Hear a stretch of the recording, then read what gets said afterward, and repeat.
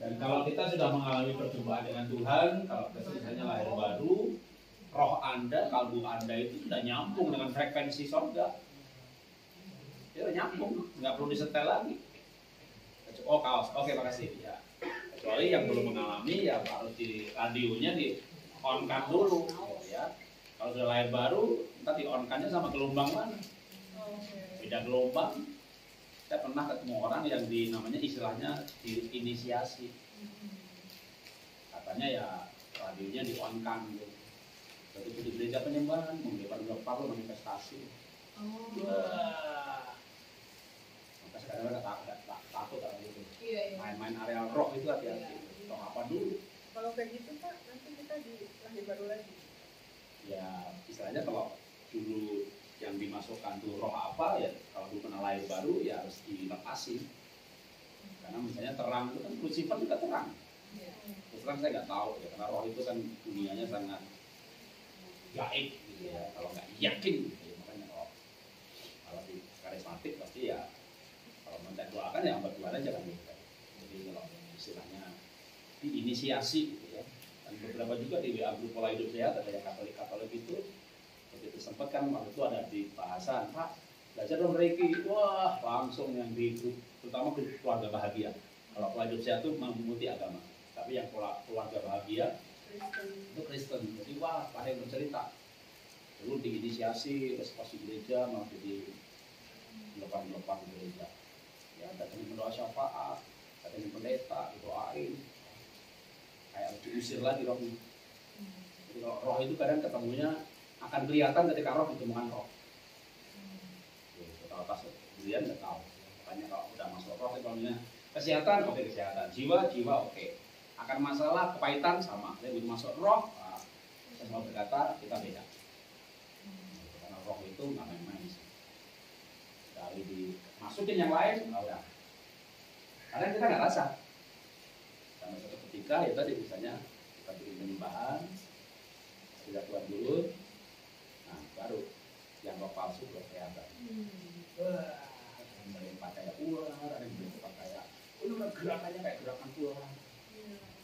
Kayak roh jahat ditelanjangin gitu, kayak macan. Ya kan? Kalau pernah ikut pelayanan pelepasan? Iya.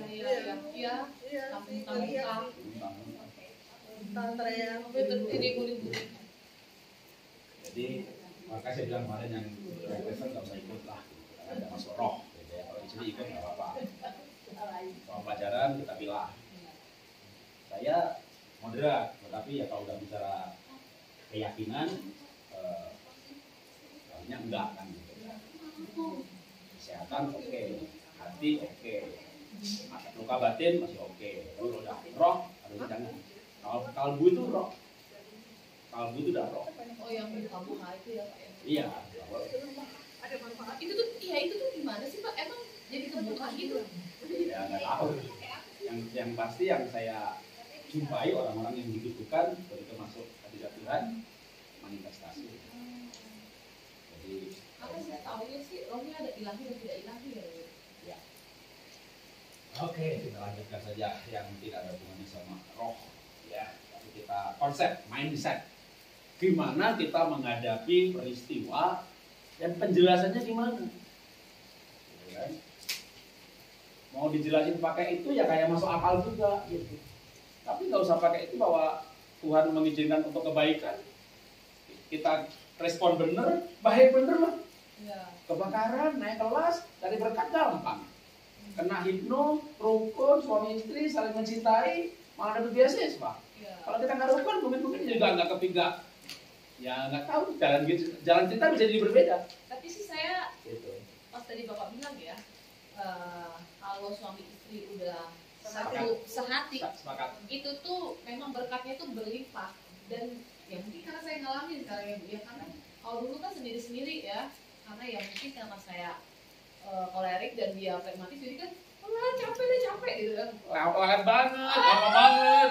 Ih, cepet dong ngambil keputusan, cepet dong. Sampai saya tuh udah pakai bahasa istilahnya itu, bisa nggak ya kamu ganti mobil, saya bilang gitu. Mungkin sekarang kan oke, saya udah mau tunggu nih mobilnya, kamu tolong ganti yang deket-deket deh, Innova, jangan pakai Avanza, pakai deh becak. Saya sih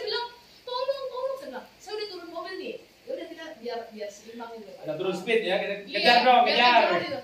Wah ini akhirnya, Sampai iya kita loh, pelan-pelan. dia mau kemana cepet-cepet gitu. Saya bilang, ayo mau kemana sih cepet-cepet? Dia masih belum mandi, dia masih belum ngapa-ngapain. Astaga, nanti dia masuk WC bu, bisa sejam keluar tuh dari WC. Saya tuh paling 5 menit udah Jangan selesai. bilang begitu sama dia, kayak nuduh loh. Ayo kalau mandi cepet. Kalau mandi cepet, kalau bingung yang lama. Iya loh, sejam awal-awalnya gimana rasanya bu? Wah, tapi memang setelah Gimana rasanya kesini Oh, dong? gimana rasanya? Iya. Pak, apalagi kan Bapak sanggup ya. Saya kolerik dan dominan, mampu saya Pak nimbanginnya. Tanggungin pragmatik, ini kolerik pragmatik, kalau bisa kebayang sih. Jadi parah saya kan. Akhirnya sampai satu titik itu memang Tuhan kasih ujian. Nah baru mulai menata. Akhirnya sampai satu titik itu kita mesbah dan kita memang langsung baru semua langsung langsung semua. Makanya 2-3 orang berkumpul, aku hadir. Sendirian hadir nggak? Hadir juga. Hadir. Bahkan kita nggak ada pun dia hadir juga. Tapi 2-3 orang berkumpul itu, ya kalau mau istilah pakai vibrasi boleh. Kalau soal istilah saya netral. Pakai istilah apa aja boleh dah gitu. Tapi kenyataannya kalau 2 orang 3 berkumpul sepakat, memang juga diajarkan itu kekuatan. Bahkan sebenarnya sepakat itu bahkan untuk yang jahat juga ya. Kamu bisa menara Babel. Ketika orang-orang di Babel mau bangun menara, Tuhan bilang manusia nyebar, mereka nggak mau nyebar. Itu kan rencana itu tuh nggak sesuai rencana Tuhan. Ya waktu mereka sepakat, Tuhan itu berkata begini, apapun yang mereka rencanakan terlaksana. Karena mereka sepakat, itu dahsyat sepakat. Supaya nggak terlaksana gimana? Kalau Tuhan turun mengacaukan bahasa mereka. Itu mereka bahasanya kacau, rencananya gagal. Maka kalau rencana hidup ini kembali sekali, kita di situ jadi juga untuk sembuh, untuk mencari rencana Tuhan, tujuan hidup yang benar. Nanti ini kali kita akan sampai di situ. Ketika tujuan kita benar, Tuhan turun menyatukan bahasa. Kalau suami istri bahasanya gampang sehati. Kalau rencana kita nggak sesuai dengan rencana Tuhan, Tuhan turun kacaukan bahasanya. Tapi dari Babel itu saya dapat pelajaran. Sebegitu hebatnya ya kesepakatan. Sampai Tuhan itu berkata akan terlaksana ini. Apalagi kita dalam Tuhan sepakat. Wah itu dia. Betapa pentingnya kita pertama mengalami kesesuaian dengan Tuhan. Kedua kesepakatan. Oke kita lanjutkan ceritanya lagi gitu ya. Ketika sebenarnya sebelum COVID sih, sebelum COVID itu kan millennial feel everything gitu temanya ya. Tahun 2016 udah itu Anthony Robbins. Kita pokoknya ikut-ikut seminar-seminar camp bisnis gitu. Ya udah kasih tahu ini jenis bisnis yang bakal mati 5 tahun ke depan, 10 tahun depan. Jangan investasi perbankan, MLM bakal tutup, retail bakal hancur. Udah. Itu namanya millennial plus everything dengan adanya digitalisasi platform. Arah bisnis sudah jelas. Jadi belum COVID yang mall sepi belakangan. Yang kena duluan tuh katalog, mail order, termasuk saya MLM. Maka belum ada COVID, tapi udah ada platform, kita udah sempoyongan. Kita jual lewat katalog, harganya 400.000, tiba-tiba pabrik kirim ke platform, harganya 100.000. Awalnya orang nggak percaya platform kan, nggak percaya kan, barangnya palsu kali, kok murah banget. Di apotek 2.000, masuk obat 2.000, nggak sehat, mati lo mah, gitu. Tiba-tiba orang beli sembuh juga. Orang beli sepatu bagus juga, iyalah, toko, sewa mall, marginnya gede, tiba-tiba direct langsung dari pabrik ke platform, makin milenial makin pinter, makin percaya. Retail hancur, sebelum retail toko hancur, kita MLM hancur duluan. Jadi kita tuh dari bulan-bulan udah nyungsap, masih punya uang ratusan miliar. Otak saya kan terlalu gede, ada ruginya juga. Ya Tuhan izinkan pasti. Otak gede ini kan gini. Dulu kita tuh buka toko 1, ngapain ke 30? Oke, gimana ada namanya saya buka toko, itu shop in shop namanya. Kan pergi ke Guangzhou cari barang, 1 toko, 30 toko sama. Malah kita pulangkan beli 1.000 biji sama 10 biji. 1.000 biji itu lebih murah. Kalau otak udah gede ini nggak bisa kerja kecil. Buka toko, 4 kilo, gitu udah. Begitu saya tutup Ramayana, itu gondolanya aja berapa ratus, bukan ratus lagi, 1 miliar ada kali. Gondola itu rara bekasnya gitu, buang aja kayak ongkos. Kasih orang kan yang nggak mau, misalnya gitu. Kalau yang mau bagus, nggak orang pas begitu ada yang mau mesti buang. Buang itu kan ongkos lagi. Begitu kalau rugi, bung. Tapi itu nggak ada. Saya orang yang ada kapoknya. Buka IO, rugi, buka toko, rugi. Tapi ya, singkat cerita ya, itu punya jadi pengalaman. Buka event organizer, buka pabrik, tutup juga. Tapi ML-nya berkembang, kena platform, nyungsep. Masih punya duit, ratusan miliar. Ya bersama dengan Gojek buka gitu kan. Gojek. Tapi kalau dari cerita Bapak, semua kalau Bapak cari uang, semua nyungsep itu karena Bapak dipilih untuk kayak gini. Nggak mau cari uang. Tunggu dulu ceritanya masih ada ya. Jadi yang nyungsep biasanya 10M, 2M, tapi yang ini yang naik ratusan M. Sampai singkat cerita ini, pas MLM mulai nyungsep itu, kita masih punya uang ratusan M. Lalu kayak Gojek itu kan cuma 400. Jadi bisnis platform kita ngerti juga bahwa ini uang cash ini kita bakar. Karena ekonomi udah berubah. Dulu tuh saham naik kalau pembukuan biru, untung 45 tahun, sahamnya naik. Sekarang nggak perlu untung. Yang penting usernya banyak. Buka platform, yang penting yang pakai banyak. Bahkan kalau perlu orang beli diganti ongkos kirim. Sebelum saya buka platform, sebenarnya saya juga di suppliernya, Tokopedia, supplier juga apa. Kita 10 ambil 10 besar supplier kita masuk. Jadi makin paham gitu kan, udah ikut buka platform. Cuma mikirnya nih nanti sama juga dengan platform yang lain kan, startup yang lain itu kan mainnya pokoknya ini. Untuk bikin engine-nya katakanlah 5 miliar, 10 miliar, bikin. Produknya ambil punya orang lain, saya nggak usah. Saya MLM pindah ke platform kan udah punya barang di gudang. Bahkan barang-barang di gudang itu sampai 140 miliar, udah barangnya. Platform lain nggak punya barang, pembanding harga lebih kuat. Tinggal uang buat apa nih? Buat bakar, berarti ongkos kirim gratis. Karena kalau ada ongkos kirim gratis, saya nggak omsetnya hancur dari itu. Kita butuh ongkos kirim gratis, Jabodetabek. Satu orang beli ongkos kirim 20.000. Hari itu yang beli 10.000 orang. Kita nombokin 2 juta per hari itu. Nggak masalah. Kita punya duit ratusan miliar. Pokoknya yang penting ya, pas duitnya habis, sahamnya naik. Jual aja 10%, 1 triliun. Jadi saya memang dulu yakin gini.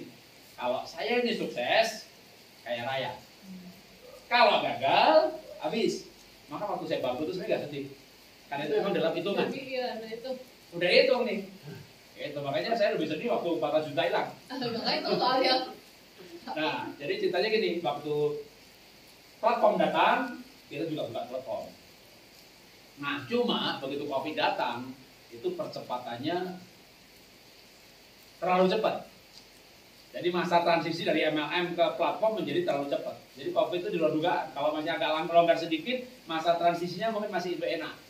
Gitu. Kedua, kita sebenarnya kena juga pihak orang lain yang salah. Jadi mesinnya ini, saya nggak boleh sebut nama, kita kontrakkan sebuah perusahaan besar di Indonesia juga, gitu ya, yang top, gitu ya, untuk bikin mesin kita. Nah itu mundur 2 tahun. Mundur 2 tahun itu udah beda banyak artinya. Kalau kita nggak terlambat, cari user itu gampang. Kalau sekarang ada juga buka platform kayak Traveloka gitu. Siapa yang buka? Orang begitu kayak kecil itu muncul. Jadi munculnya di bawah. Untuk itu naikkan, orang tuh mau cari sepatu yang muncul misalnya Lazada. Anda bikin lagi Lazado atau Lasari gitu. Nggak akan muncul. Untuk disesuaikan muncul itu miliaran. Dibayar ke Google, itu namanya bakar uangnya itu di situ. Pakai singkat cerita aja pokoknya habis gitu kan. Nah, panjang ceritanya kenapa habis. Jadi 2019 kita bangkrut. Rugi hampir 140-an kalau itu ruginya ya, rugi bersihnya. Pak Jarod kan masih enak, tapi masih punya sekolah. Betul, kita punya sekolah 66 cabang franchise-nya. Tapi franchise itu saya janji sama Tuhan. 100% franchise kita sumbangin. Itu nilainya juga ratusan juta juga. Ya, tapi kalau dulu kita punya income segini, kan itu kan segini, nggak masalah kan gitu kan. Tapi begitu Covid, apa yang terjadi? Kita punya sekolah itu 2, yang kan franchise. Kalau franchise kan selama ini nggak ikan kita, bukan income kita. Sekolah yang 2 ini di Jakarta, di mana Covid-nya panas banget. Kalau itu yang di Balikpapan, di Papua, masih hidup malah. Karena libur sebentar, sekolah lagi, Jakarta. Karena Covid-nya bertahun-tahun gitu kan. Tahun pertama Covid, TKB lulus, TKA di TKB, playgroupnya kosong. Nggak ada yang daftar playgroup. Kalau kuliah atau SMA, Covid, sekolah di rumah, orang tetap kuliah dong, tetap bayar. Universitas nggak bangkrut. Playgroup beda, TKB lulus, TKB, playgroupnya nggak ada murid baru. Murid hilang 1/3, income hilang 1/3, masih bentar, bisa gaji pegawai. Tapi Covid kan nggak setahun, 2 tahun. TKB-nya lulus, TKI-nya kosong, TKB-nya kosong. Kita udah mulai rugi. Pas rugi itu, IPA kita udah bangkrut. Wah, itu benar-benar mulai dulu kita kerja sebulan, makan sekian tahun. Karena IPA-nya sebenarnya yang paling dulu tuh gini, epidemiologi itu udah uang dapur lah, istri kelola, duit ya pakai. Gitu. IPA saya, ya. Kalau ada untung, ya mau bikin perusahaan baru atau beli aset baru, saya jual sama dia. Kalau ada untung dari perusahaan, sekian persen kamu pegang, selebihnya aku cari usaha baru lagi ya. Begitu, tahun-tahun begitu. Ini kayak mesin utamanya, IPA ini. Bangkrut, bum. Aduh, pesangonnya nggak cukup 20 miliar. Nah kalau gaji tiap bulan 3 miliar, pegawai kita 300. Kantor kita halamannya 2 hektar di BSD. Gedung kita 8 lantai, satu lantai 1.560 meter. Kita sewain satu lantai, 2 miliar tuh DPRD pakai. Kantor kita gede banget. Gudang saya itu 4 hektar bu halamannya. Gedungnya itu 2 hektar. Gudang kita itu raknya bu, kita bikin dari import besinya dari Cina. Itu gudang lurus 100%, nggak ada beloknya, 3 lantai. Bayangin kalau omset 50 miliar, atau kalau ada liburnya minggu libur kan, berarti sehari itu 2 miliar. Jadi dijual apa? Sepatu yang harganya 300.000. Itu gimana lalu-lalang gudang bu? Kalau jual kontainer atau traktor yang harganya 1 miliar, sehari laku satu, pergerakan barang itu cuma kirim, harganya 200.000. 2 miliar bu, gimana tuh pergerakan di gudang? Kayak pasar bu. Saya mimpi, kenapa bikin gudang yang begitu rapi? Suatu saat kayak kalau saya kayak ke Korea, di muka bumi ini kalau gudang terbaik pergudangan itu Korea, parkir itu Korea, parkir set, cek, mobil udah diatur, mau keluar cekennya cek, gitu, mobil udah otomatis cek, keluar sendiri kita nggak pakai aja dah. Kita udah punya mimpi nanti gudang kita kayak di Korea, semua barang barcode, ada orang kirim pesan cepret, pokoknya di gudang kita itu dari mulai DHL, FedEx, segala macam truk itu tiap jam datang angkut penuh berangkat yang satu airport satu ke Jawa Tengah. Bisa dibayangin 2 miliar, tapi itemnya harganya itu murah. Ada yang 100.000, waduh, kantor kita ramenya kayak pasar aja. Tiba-tiba boom habis. Kan kantor itu saya usaha itu ngerintis dari tahun 92. Jadi pegawai itu ada yang 10 tahun kerja, 20 tahun kerja, 50 tahun kerja. Dari mulai pegawai yang sedikit jadi banyak. Nah pesangonnya itu kan kali sekian kali gaji. Makanya bicara bangku tuh gak gampang. Pesangon, demo buruh, polisi datang, serikat buruh datang. Udah panjang ceritanya 2 tahun kalau didesain. Dari bangkrut ke pilot itu 2 tahun. Kan pilot itu secara legal betul-betul sah bangkrut. Tapi waktu kita pilot udah pesangon lunas semuanya. Karena kita jual aset yang harganya 140-an M hanya 22 saja. Kalau kita nggak ikhlas, gimana bisa bayar utang? Pak Jarwo doain saya pak, saya punya utang 3 miliar, doain pak supaya ruko saya laku, saya punya ruko harganya 6 miliar, jual dong 3 miliar. Ada sekali nawar 4, kalau bisa 4,5. Jangan begini masih mau untung lagi jualnya. Saya bilang, bayar, jual hartamu, bayar utangmu, hidup dari sisanya. Itu kan ada ayat yang begitu Pak. Kita lakukan, jual barang kita nggak pakai eman-eman misalnya. Ketika waktu deadline harus bayar segala sesuatu gitu udah jual, nah mau harga 140 jual 22, habis itu ketawa aja pokoknya lunas, utang lunas, pokoknya saya bisa khotbah di Bandung di Surabaya, supaya saya kan banyak Bandung Surabaya, nggak mungkin dong saya khotbah ceramah begini. Kalau di jemaat bilang Pak Jarwo gak usah banyak ngomong, bayar utang saya. Nah untuk komisi saya diorangin udah, tapi sekali lagi nilai ya, kalau iman saya berbeda dengan dia. Saya nggak mau mempertentangan iman atau keyakinan, tapi saya selalu juga menghargai Bapak percaya itu, aku percaya begini. Di kantor pun kita bicara begitu, ya. Tapi orangnya termasuk Pak, kita hidup sekali. Teman saya muda, mempercayai reinkarnasi, silakan. Kita nggak bayar utang, nanti lahir-lahir jadi monyet. Kalau saya nggak percaya, tapi justru karena saya nggak percaya. Kalau mau benar ya sekarang ini, saya nggak punya kesempatan kedua, maka sekali ini saya harus benar. Jadi pelajaran reinkarnasi kalau menurut saya malah bikin orang agak enak. Nah, nanti kok bisa perbaikan, bisa remedial. Atau kalau yang percaya api penyucian, toh habis mati nanti masih bisa disucikan di sana. Kalau menurut saya tidak. Sekali orang mau hidup, satu kali mati, setelah itu dihakimi. Nanti pada akhir zaman kebangkitan. Kemarin saya ngomong sama Pak Dadang, sama Pak Budi, betul Pak, kami di Islam juga ada kebangkitan, nggak ada lahir kembali. Karena saya percaya tidak ada reinkarnasi, maka saya justru kalau saya mau benar sekarang ini. Bisnis gak cari uang, bisnis itu main hidup namanya. Gimana hidup ini kita bener. Utang bayar, pesangon bayar. Gak punya duit, yang ada lepas. Nah, banyak orang kan gak ikhlas lepas. Jadi waktu saya bangkrut itu, bener-bener Tuhan ajari saya hidupnya kayak pelajarannya banyak banget Tuhan. Belajar integritas, belajar pegang janji, ya kan? Belajar yang namanya hidup ini. Dulu tuh kita tuh kalau rekrut sales, kita tuh gak cari duit. Kita kan kayak begini. Fungsi saya juga trainer, walaupun dia Buddha, dia trainer tujuan hidup. Pakai kayak meditasi gitu. Nanti pendeta pun bisa maju ke depan. Saya bertobat. Itu kalau kesaksian di ruangan begini nggak keluar. Saya jujur, diam-diam saya selingkuh. Tapi saya ikut camp seperti ini. Saya mau jadi pendeta yang lebih baik. Yang Ustaz maju ke depan juga. Saya pakai uang masjid. Udah tobat nangis-nangis. Kita camp bisa 3-4 hari. Hari yang keempat baru gini. Mau jadi bapak yang lebih baik. Hidupi keluarga. Mau kerjaan, saya kasih kerjaan. Ini jual sepatu saya. Ini hanya untuk bermain hidup ya.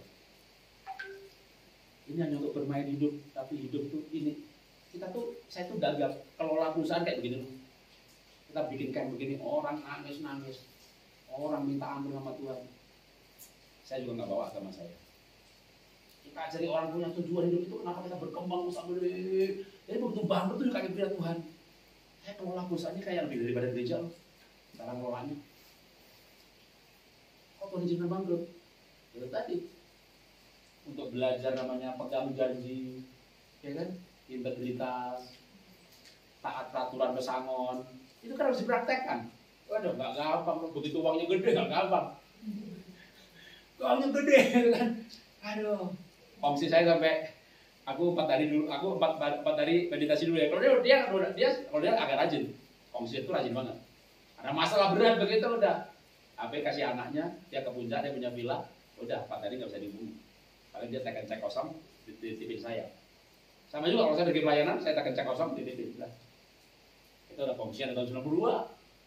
Saya nikah tahun 90. Saya sama dia itu namanya ya soulmate couples. Tapi saya bilang sama fungsi saya, kita ini, saya ini, kamu itu, kita ini soulmate partner. Kita mati, kita berhenti fungsian. Jadi kita fungsian pun setianya kayak begitu. Jujurnya juga kayak suami istri. Saya beli barang dikasih komisi sama dia, dapat juga. Dia beli barang dapat komisi, masuk dari kantor juga. Itu sampai kayak begitu. Nah, balik lagi ke sini. Begitu bangkrut, makanya ketika 2 orang punya nilai hidup, bahkan ini saya ngomong nih, 1 percaya reinkarnasi, 1 tidak. Tapi keputusannya bisa sama loh. Dampaknya apa? Ya kalau dia inginnya supaya nggak nanti meninggal lahir jadi monyet, maka dia hidup itu benar gitu. Kalau nggak punya pengertian begitu, dampaknya gimana? Sama juga menurut saya. Saya hidup cuma sekali. Mau bener ya sekarang ini, nggak ada kesempatan kedua gitu. Jadi 2 teori ini akan berujung pada nilai yang sama. Maka yang saya mau katakan itu, yang penting itu nilai sebenarnya. Tapi kalau karena hubungan dengan kepercayaan, dan mungkin ada Anda yang ikut di sini karena saya perlu berbicara mana yang benar, mana yang tidak menurut saya gitu. Kalau enggak nanti banyak ibu nih pulang gitu, dia jadi begini ada Pak Jarod itu, Pak Jarod udah sesat berarti gitu. Kalau menurut gereja kami kan sesat. Makanya kalau saya harus menyampaikan gitu ya. Nah kalau gitu, kalau itu nggak boleh dipakai sebagai dasar teori yang mana? Kalau mengalami kejadian-kejadian, ya pertama tadi itu ada kebaikan Tuhan siapkan. Itu ujian, konsepnya jadi begitu. Menghadapi kejadian itu konsep kita ini gimana supaya responnya, outputnya itu tetap bahagia, tidak kecewa, tidak kepahitan, tidak stroke. Ujian, masih benar, lulus. Kan begitu dong ya. Ujian lagi, kedebrang. Aduh Tuhan, aja banget kesuciannya. Katanya mau naik kelas gitu kan. Tapi ya terus terang itu juga langsung lulus loh ya. Begitu bangkrut, aduh. Saya tadinya masih tenang sih, begitu bangkrut tenang, kenapa? Saya ini nganggur pun gitu. Istri saya pegang sekolah, 66 franchise buat pelayanan, 2 sekolah itu bisa hidup. Apalagi anak udah lulus semuanya, anak udah kerja semuanya. Jadi nggak stres banget. Saya pasti terus terang masih lebih stres waktu dulu dia di Hipno. Gimana jawabnya kalau orang tahu gitu stresnya tuh?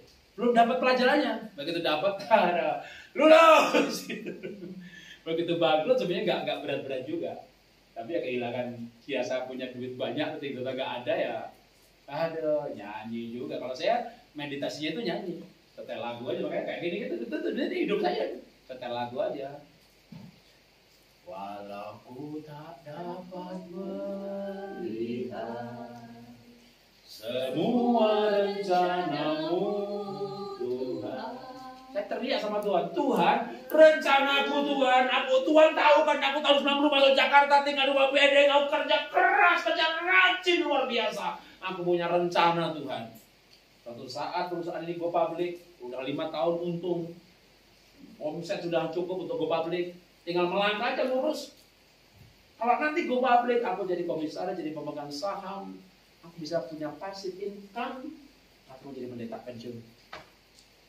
Tapi kalau sekarang saya bangkrut Tuhan, gimana ini? Maka saya bilang, walaupun tak ada, saya nggak bisa melihat kali ini Tuhan, aku berkali-kali ujian, tapi kali ini aku nggak tahu rencana Tuhan itu apa. Bahkan sempat juga, masa jadi tahu sandwich generation. Sandwich generation itu kayak sandwich yang di tengah kejepit, biayai orang tuanya, biayai anaknya. Aku nggak mau, masuk hidup dari anak saya baik-baik semuanya, pasti mereka hidupin saya. Tapi saya bilang sama istri, saya hidup kamu makan deh. Kalau anak kasih kita terima, tapi kita nggak minta. Ini gimana ya? Ya udahlah, coba asuransi. Ya kan? Wah, upline saya, dapat saya, senang banget. Presentasi, jago, ngomong, jago, jaringan. Aduh, kemana sih aku ini kalau misalnya ya mau pergi ke kota manapun di Indonesia ini atau di muka bumi ini, aku bisa dapat teman yang aku bisa nginep di rumahnya. Mau Sydney, mau Guang, ke Rajo enggak, mau New York, mau Tenggarong, mau Manado, mau Papua. Saya udah jelajahin untuk bikin acara seperti ini, bukan ngasih uang ya, ngasih sesuatu yang buat mereka berharga. Itu teman dekat banget. Jadi sekarang kalau mau jual asuransi, coba presentasi jago, jaringan banyak, bikin daftar yang harus dihubungi, nggak ada habisnya tuh daftar. Bikin grup pola hidup sehat aja sekarang udah masuk ke 74. Ini saya mau tahun depan nggak tega juga, tak buka satu lagi nih. Jangan cepat dibuka 500 per minggu penuh, dibuka satu, sekarang udah bisa 1000, nggak tahu nih nanti berapa lama penuhnya 1000. Teman begitu banyaknya, apalagi saya senang banget dapat saya. 3 bulan saya mengundurkan diri. Pak, kenapa Pak? Kenapa Pak? Aku ini pandai presentasi, jadikan banyak, nggak bisa closing. Kan udah diajarin. Begini, kan waktu closing kamu ditanya, Pak Jarod, kalau Bapak asuransi rumah nggak? Enggak. Nah, dulu kan kebakaran. Ya kebakaran itu kita renovasi jadi sekolah, kita nggak asuransiin. Kita punya sekolah lagi di Bekasi, kita nggak asuransiin. Rumah yang saya tinggal sekarang, kita nggak asuransi juga. Lah kenapa Bapak nggak asuransi? Karena aku percaya sama Tuhan. Bapak badan asuransi nggak? Enggak. Kenapa? Karena percaya sama Tuhan. Ya udah Pak, kalau gitu aku juga percaya sama Tuhan Pak. Doakan saya Pak, biar saya percaya Tuhan kayak Bapak. Ya udah kita doakan gitu kan. Jadi nggak dapat omset, dapat jiwa. Jadi waktu akan saya ceritain begitu, ya udah Pak kalau gitu Pak, Bapak jangan jual asuransi Pak, Bapak jadi pendeta aja. Enggak saya nggak bisa jual asuransi. Belakangan saya tahu ternyata sama istri saya diasuransiin. Dia nggak bilang dia, kalau dia bilang saya nggak setuju, ngapain main Romi? Kalau lu sakit, mana bisa saya sakit kalau nggak diizinkan Tuhan. Ya udah kan, kadang-kadang jangan. Anak-anak saya bilang, Pak memang kita nggak boleh. Oke kalian boleh, kalian nggak bisa Kak, iman kayak Papa. Nggak bisa, Papa ini terlalu radikal. Udah kebakaran aja, ya itu kan kebakaran kan diizinkan Tuhan. Masa diizinin 2 kali sih? Tuhan, tega-teganya Tuhan. Pelajarnya yang lain dong, biar gak bosan. Makanya udah kasih yang lain. Dia nggak bosan. Ya kebakaran 2,5 miliar, kamu kebakaran lagi, bangkrut 140 miliar. Bangkrut apa, pahit lagi, pas aku segala macam. Duh, 100 lagi, 240. Ada. Vaksin nggak Pak? Vaksin nggak? Vaksin. Apa vaksin COVID nggak? Vaksin. Kalau nggak bisa naik pesawat. Sekarang gini, kalau nggak vaksin tapi punya surat, berarti kan bohong. Saya nggak mau bohong juga. Tapi saya juga berpikir gini, emang dari 1 juta orang terutama memang beberapa teman saya yang autoimun ya, itu divaksin klik. Autoimun nggak boleh. Dia nggak tahu dia autoimun Pak. Enggak ya sih, itu yang Papa Richard ya. Jadi itu waduh, dan ini kan vaksin kan juga baru kan, bahwa apa yang tahan apa yang tidak itu kan akhirnya baru belakangan ketahuan kan. Bahkan sekarang pun baru ketahuan bahwa oh, kalau yang begitu jangan, nanti dokter bisa kasih surat. Dulu kan dokter juga nggak tahu. Namanya vaksin ini kan baru ada sekarang ini, yang vaksin COVID loh ya. Dulu kan semuanya boleh, tiba-tiba ada kasus. Nah sekarang ada, kalau ada yang orang punya penyakit begitu, dokter bikin surat. Gitu. Kalau saya kan ada masalah dengan kesehatan, vaksin nggak masalah, vaksin cacar juga oke. Kita juga vaksin cacar juga, MRA juga. Nah, anak ada yang MRA, vaksin yang dipadatkan, jadi autis. Tapi ada juga yang tidak, gitu ya. Jadi kalau saya, kita sekeluarga, kecuali alasan nomor 1, nomor 4 paling kecil itu, karena kena COVID dulu, nah itu dia nggak mau divaksin, belakangan mau juga. Gitu ya. Jadi kalau bagi saya nggak ada keberatan teologis. Keberatan teologis kan vaksinnya dulu antikris 666, ada barcode-nya. Beli sepatu ada barcode-nya, beli apa juga ada barcode-nya. Ya, itu kan maksudnya ya, kayak itu kan hoax gitu ya. Walaupun kayaknya wah sains banget itu ya. Sainsnya mana dulu, ilmunya mana dulu, pseudosains iya gitu. Jadi kita harus pakai logika yang kuat. Ya, karena padahal dokter yang ngomong kan itu vaksin nggak benar itu kan dokter juga. Dokternya bisa beda pendapat, pendetanya bisa pendapat. Ada pendeta yang nggak mau vaksin, dokter kan ke sana, tentu aja beli surat. Lu bilang vaksin dosa, sekarang lu bohong. Emang bohong nggak dosa kan itu? Yang bener aja. Kalau bagi saya begitu ya. Nah, jadi bayangin ini pelajaran. Pelajaran itu harus membuat kita tuh hidup bener tuh ya bener-bener. Namanya bohong dosa ya jangan bohong. Itu namanya kebenaran sejati gitu ya. Nah, ketika hal ini terjadi gitu ya, waduh nangis juga sih. Asuransi nggak bisa, itu apalagi gitu. Terus sempat saya sebenarnya kepikir sih. Waktu itu saya bangun itu masih deket sama orang, Pak. Kita ada produk dari Jepang kesehatan. Bapak kan dulu punya member banyak. Pegang ini Pak. Itu saya kayak sempat celing begitu lah. Tuhan buka jalan. Tapi tiba-tiba begini. Masa sih? Saya punya MLM, punya bisnis, Tuhan bangkrutin karena gitu. Misalkan bukan Tuhan ya, diizinkan gitu. Masa bikin yang serupa lagi? Kalau diizinkan pasti ada maksud yang lain. Nah itu mulai saya bergumul tuh. Kalau itu rencanamu apa Tuhan buat saya? Jadi saya nggak bergumul, bergumulnya itu bukan saya salah apa gitu. Ya kalau awalnya boleh ya, dulu nggak ketemu Tuhan, kena sakit, Tuhan saya salahnya apa, koreksi, minta ampun. Saya terus sudah mulai melayani Tuhan, udah nggak saatnya lagi mencari kesalahan sih, tapi mencari kehendak Tuhan. Dalam setiap kejadian itu kita cari kehendak Tuhan, Tuhan kehendakmu apa, aku kerja apa, daerah apa, melayani apa. Kalau sekarang juga kayak diizinkan bangkrut gini, pasti ada kehendak. Kalau nggak ada salah, pasti ada kehendak. Kalau ada salah ya kita doa, pasti diungkapkan, kamu salahnya ini. Kalau nggak ada, ya nggak usah cari-cari. Kalau berbicara, kan udah nyambung. Radio udah nyambung. Bisa dengar suara Tuhan. Di hati yang terdalam, hati nurani atau kalbu. Kalau ada terima Tuhan Yesus, ada terima Tuhan, Anda mengalami Tuhan, Anda bisa dengar suara itu. Tinggal dengerin aja. Yang penting fokus sama Tuhan. Mau tangan begini, mau pakai lagu, mau pakai lagu. Itu hanya teknik, bukan esensi. Esensi itu roh Anda dan roh Tuhan. Maka dengerin dia, dengerin suaranya, gitu kan? Udah nyambung. Saya sembuh lepas kacamata, alergi sembuh, sakit pinggang sembuh, juga nggak pakai meditasi. 98 belum tenang. Lewat perjumpaan dengan Tuhan yang lebih dalam lagi sembuh. Tapi lewat luka batin karena waktu itu saya kecewa dengan gereja yang mecat saya. Udah mengakui dipecat, waduh, waktu gak bisa terima, sakit pinggang loh. Mengampuni, sembuh, malah bonus. Saya nggak cari kesembuhan untuk kacamata saya. Saya nggak cari kesembuhan untuk alergi saya. Tapi begitu pinggangnya sembuh, tahu-tahu makan apa-apa nggak masalah, terus pakai kacamatanya jatuh pecah, nggak beli lagi, kok nggak pusing ya? Akhirnya pergi ke optik Melawai, dicek, Bapak mau cari kacamata buat gaya-gayaan? Ya enggak, sini 2,5, Bapak normal katanya. Pantesan nggak pusing lagi. Begitu sembuh semuanya. Itu nggak pakai itu. Namanya olah nafas, meditasi. Tapi justru saya tertariknya dengan akar masalah itu. Kalau itu saya dulu murni dari akar masalah, dari kepahitan. Sudah melayani, sudah lahir baru, sudah pelayan Tuhan. Tapi masih kecewa, kan bisa dong berita kecewa juga. Gitu kan, nanti berita. Tapi yang kita masih di sini dulu. Akhirnya waktu bangun ini kan ya jujur sih nggak seperti waktu kebakaran itu besoknya udah ketawa tuh. Waktu bangkrut biasanya butuh waktu agak panjang. Agak panjangnya tuh ya karena bangkrut itu nggak kayak kebakaran, hari ini kebakaran selesai gitu, besok nggak ada proses yang banyak kecuali yang disegel polisi gitu. Tapi kalau bangkrut itu kan ada tagihan, demo buruh, pesangon, itu bulatnya panjang semuanya. Belum lagi ya terus mau kerja apa, Covid dateng, nggak ada peluang baru, itu perbulannya berat. Perbulan cukup berat. Singkat cerita ya seperti ini ya. Ya itu terus tiba-tiba ingat talenta, dulu pernah lukis, upload, laku, lukis lagi, upload, laku lagi, lukis lagi, upload lagi, lukis lagi, upload lagi. Itu saya bisa tiap minggu laku satu. Sejak Maret 2020.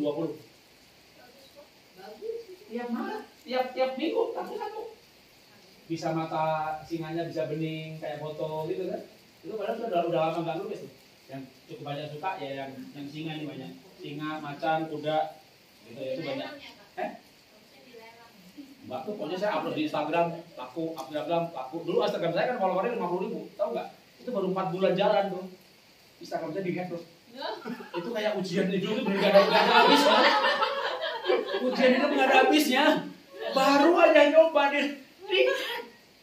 Nah, kan saya followernya banyak. Waduh, begitu saya kasih di WA group, Instagram di-hack. Datanglah relawan kan ahli IT segala macam. Pak, begini Pak, tak ajarin Pak. Ada juga pernah teman begini caranya. Oke, ikutin, masukkan ini, minta follower report akun itu. Karena begitu aja di-hack kan, akun itu di-follow sama istri kan. Jadi saya tahu kan, oh sekarang dipakai untuk ini, namanya ganti nama ini. Jadi langsung ini di-blok lagi gitu. Begitu di-blok langsung kan kita dapat notifikasi email dari IG kan, silakan di masukkan di login ulang gitu. Lalu login ulang, nah muncul tulisan ya verifikasi ini akunnya ini, masukkan gitu kan, kita terima itu, masukkan, muncul lagi, mohon maaf atas kejadian ini, akun Anda telah berhasil dipulihkan. Selamat dan minta ampun, gitu. Selamat dan selamat, kami maaf atas kesalahan ini, sukses gitu. Silakan dibuka, klik. Nah, baru saya tahu, saya satu email, 2 akun Instagram. Ini dihack. Waktu kita proses untuk pemulihan, silakan dibuka. Yang muncul malah yang ini, karena satu email 2 akun IG. Kalau satu email 1 akun IG, silakan dibuka, ya ini aja dibuka. Ini karena 2 dia lari malah lari ke sini. Nah, kalau dia nggak kebuka sih, saya ulangin lagi prosesnya. Itu kan proses itu kan harus. Ini sekarang dia udah cepat dengan cepat itu berarti orang bajak itu kan memang untuk dijual itu ya. Wah kayak orang perang aja tuh. Pokoknya begitu kita coba balik, dia coba lagi login lagi gitu. Jadi kita langsung dengan cepat tuh. Mesti ada report jumlah sekian gitu. Kita blast lagi, tolong itu akun ini sekarang di-reportkan lagi, report lagi, itu ada jumlahnya. Kalau jumlah yang report melaporkan itu mencapai sekian, kita direspon sama IG. Nah, kita respon lagi, kita masukkan lagi, gitu. Coba muncul tulisan, masukkan password yang dimasukkan ke nomor WA sekian, udah bukan nomor WA saya. Berarti detik itu juga dia kerja loh, mandat itu kerja, diambil alih, udah nggak bisa dibalikin lagi, karena udah 2 kali. Karena sebabnya 2, begitu ini udah ganti nomor Turki. Yang nomor HP-nya masukkan nomor yang dikirim ke sini gitu kan, ada kode negaranya kan, Turki. Maka bener besoknya udah diganti akun canta apa gitu untuk kucing, anjing HP. Nah, waktu belum diganti itu masih foto saya, tapi lama-lama dia sebagian. Itu sebenarnya kita tuh gini, dia ngajak nego. Kalau mau dibalikin bayar berapa gitu dong. Nah, kalau kita nggak bayar, dia jual ke orang lain. Ya saya nggak mau bayar sama membajak. Ya dijual ke orang lain, ya udah ikhlasin lagi gitu mak. Gitu kan. Saya itu Facebook waktu itu juga lagi aktif. Kalau saya lagi aktif itu pasang kayak webinar di streaming di Facebook, yang nonton bisa 20.000, 30.000. Belakangan saya nggak aktif di Facebook, pindah ke YouTube. Nah, waktu itu Facebooknya aktif. Cuma saya itu gini, lukisan. Waktu saya evaluasi itu 99% itu pembeli di follower di IG. Facebook tuh klik suka, kita gak beli karena Facebook followernya emak-emak, Instagram keluarga muda gitu kan, punya duit. Aduh, baru menikmati, baru dapat penghasilan baru, Tuhan bilang begini, Yang pelihara kamu bukan Instagram, yang pelihara aku. Tapi gimana peliharanya? Ya amin amin. Tapi otak saya kalau dia mah tenang. Dia mah betul-betul gak ada khawatirnya tuh. Instagram dihack, ya Tuhan pasti kasih fitur yang lain. Makan enak, tidur pules. Gue tidur juga. Coba Pak, kalau yang ini kolerik. Kamu sih, boleh. Makanya tuh juga baik juga kasih begitu kan.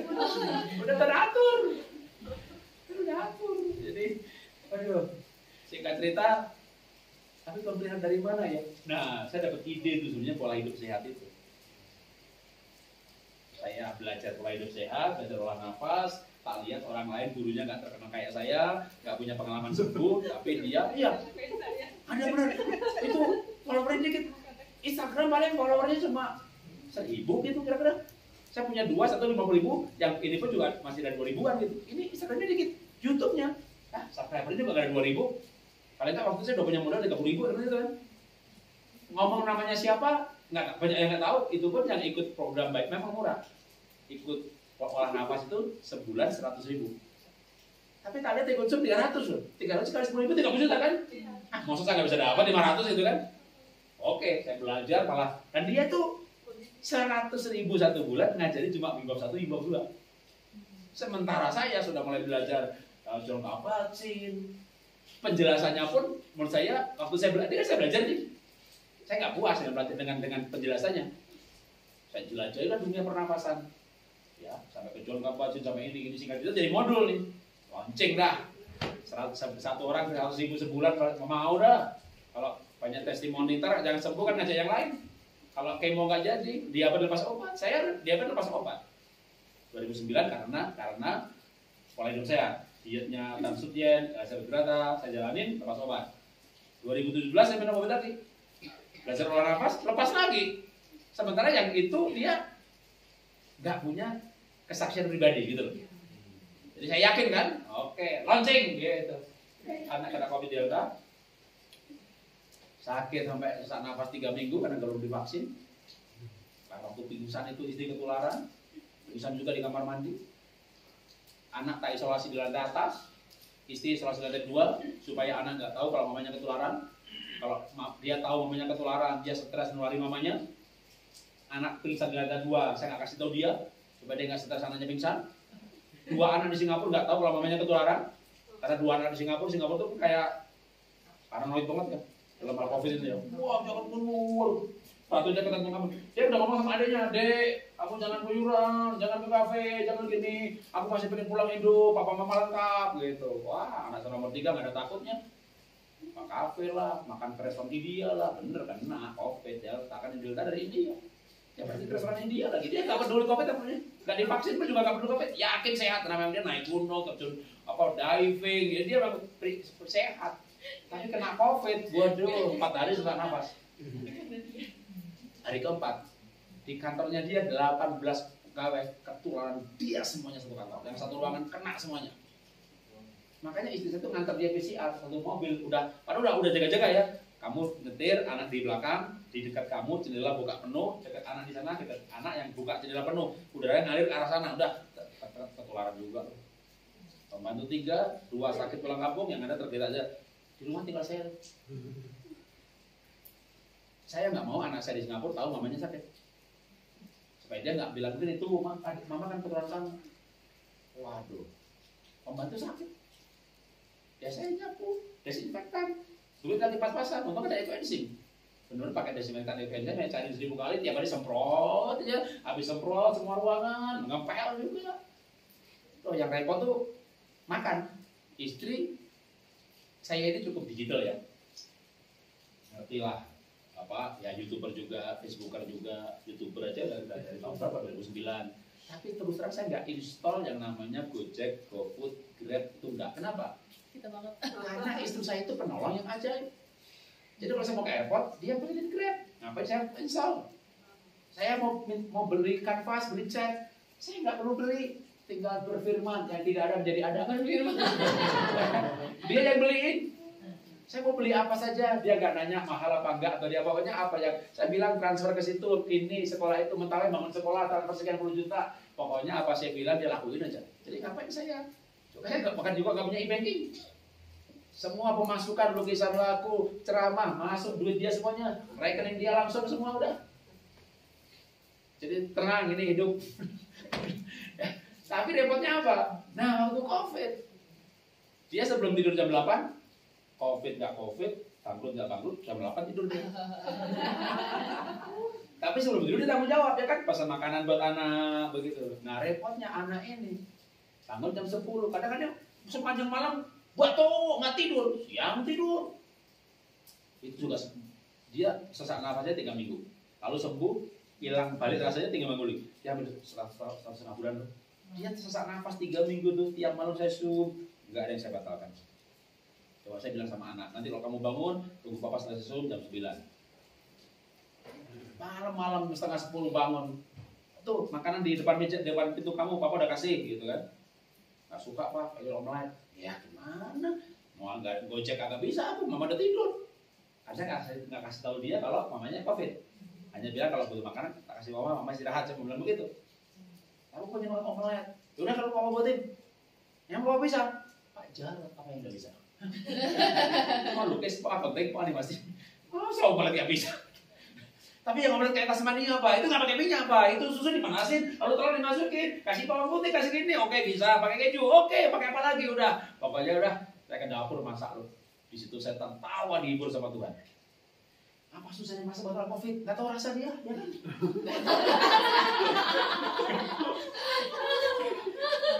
Gimana saya nggak ketawa? Gampang banget ketawa tuh, dikasih sentilan dikit sama Tuhan begitu.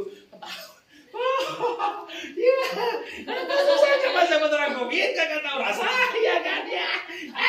Jadi omelet COVID, ya kan?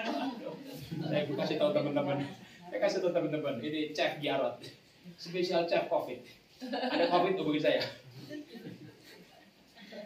Kasih anak saya, makan dia. Oke, singkat cerita aja ya. Sebulan kemudian dia sembuh. 2 minggu lagi ada rasa lagi. Pak, aku kok jadi pengen omelet lagi. Sekarang nggak bisa.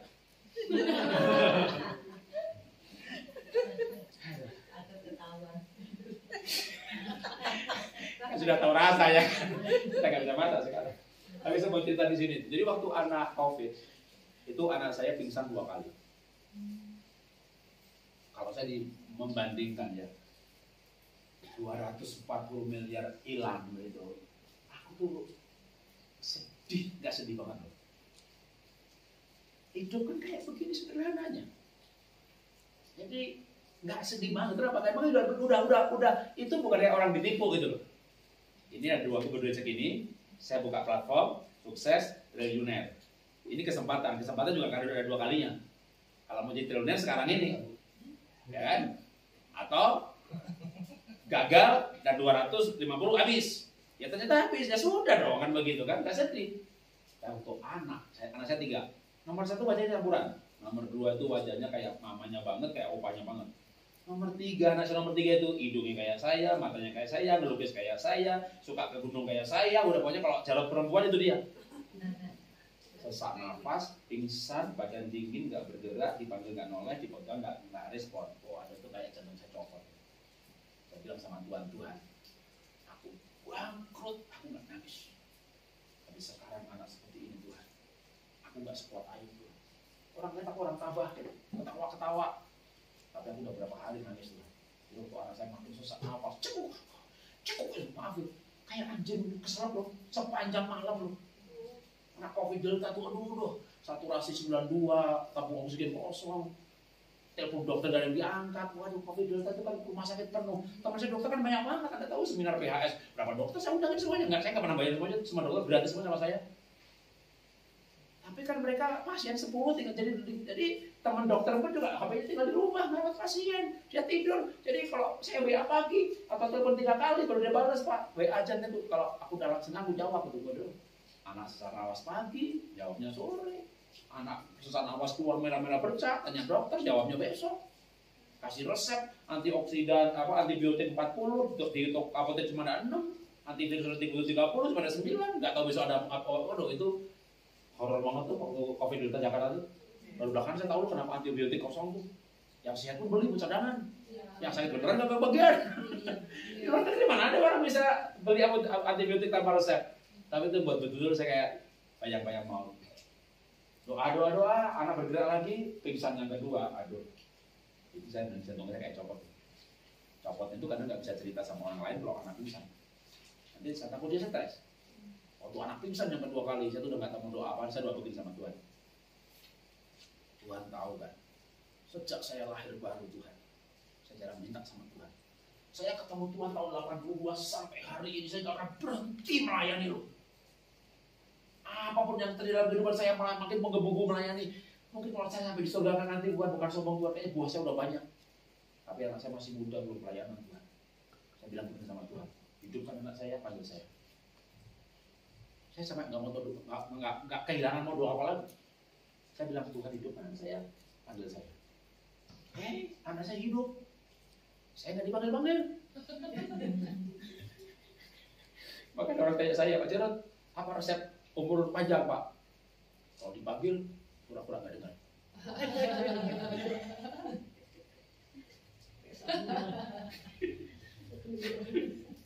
Aduh. Jadi saya udah nawarin diri gitu, lalu gak dipanggil-panggil. Jadi saya itu lagi. Makanya itu juga momentum hidup.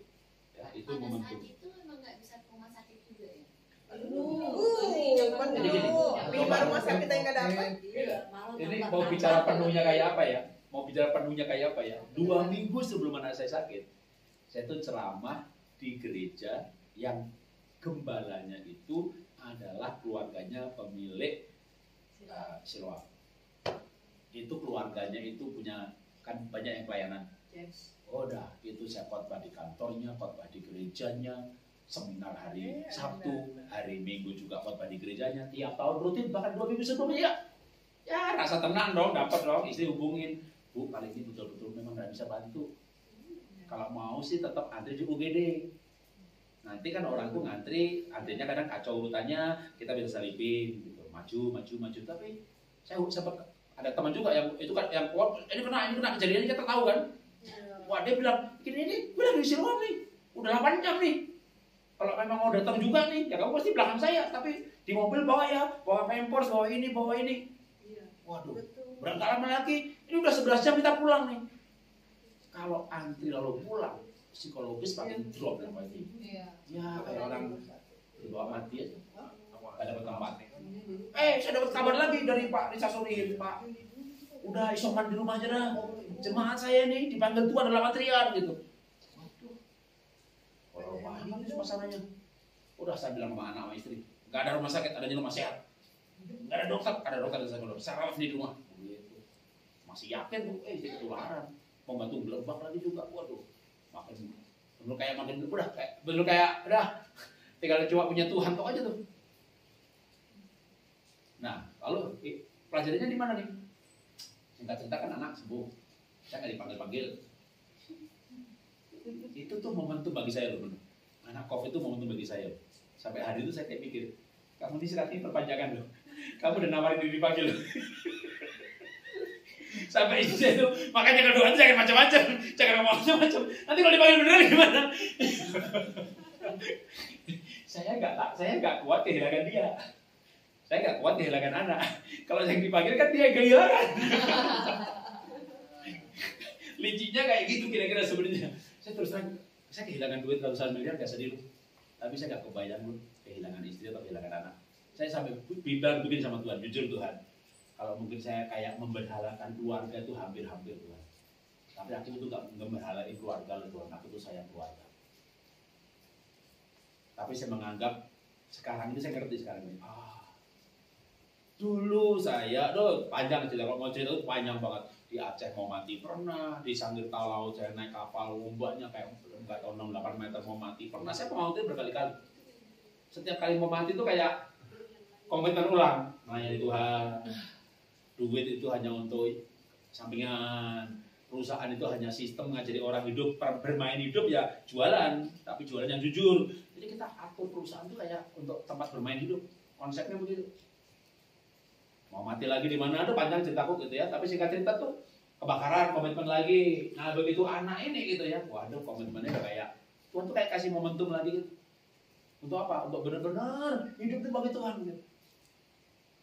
Tapi de facto kan tetap secara keuangan, usaha bangkrut, Instagram dihack, sekolah murid tinggal sepertiga.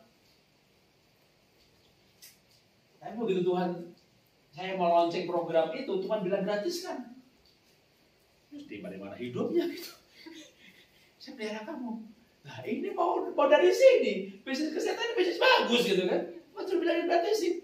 Tapi aja belum benar begitu Tuhan bilang gratis kan itu hack. Itu Instagram dihack. Aduh ceritanya panjang banget. Gimana lukisan laku tiap minggu gitu. Itu ya tiap minggu cerita baru. Yang ajaib-ajaib, yang aneh-aneh, yang tak terduga, yang beli orang gak dikenal, yang dari Australia, dari Amerika sampai beli 20 biji lebih. Bahkan setelah beli 20 biji pun kita berdua dibeli tiket first class ke Amerika. Itu lukisan banyak ceritanya. Maka sebelum itu terjadi, begitu satu laku minggu selesai, laku lagi satu, udah sejak itu saya udah gak nyanyi lagu walaupun tak dapat melihatnya. Sudah melihat. Begitu dapat lukisan, lagunya langsung ganti. Ceklek. Tuhan selalu menolongku, selalu menjagaku, Dia mengenyangkanku dan peliharaku seumur hidupku. Waktu Dia menjagaku aja saya ingat tuh gimana saya seperti di sana tiap hari ngasih makan di meja depan kamar anak yang kena COVID. Tuhan jaga lu saya, lu gak ketularan lu gitu. Aduh, itu makin nyanyi makin dihayati. Udah nangis lah, melihat cahaya putih, lihat sorga, udah dah. Itu tiap hari tuh kerjaannya begitu. Gak pakai olah nafas, setel lagu aja tuh. Musim akan selalu berganti. Musim punya usaha, musim kaya, musim bangkrut, musim jadi pelukis. Kasih Tuhan tetap abadi, tak pernah berubah, tetap selamanya. Ku tetap percaya, ku yakin Tuhan memberkati, ku yakin Tuhan melindungi burung di udara. Dia pelihara karena kasih-Nya. Tuhan selalu menolongku.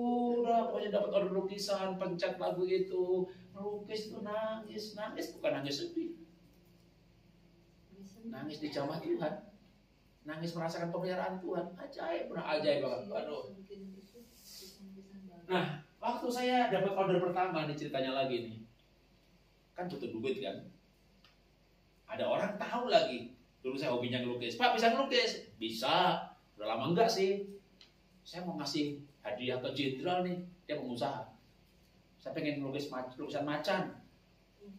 Wah kalau ke jenderal ya bagus, ya 15 juta Pak, ya nggak apa-apa gitu. Udah setuju.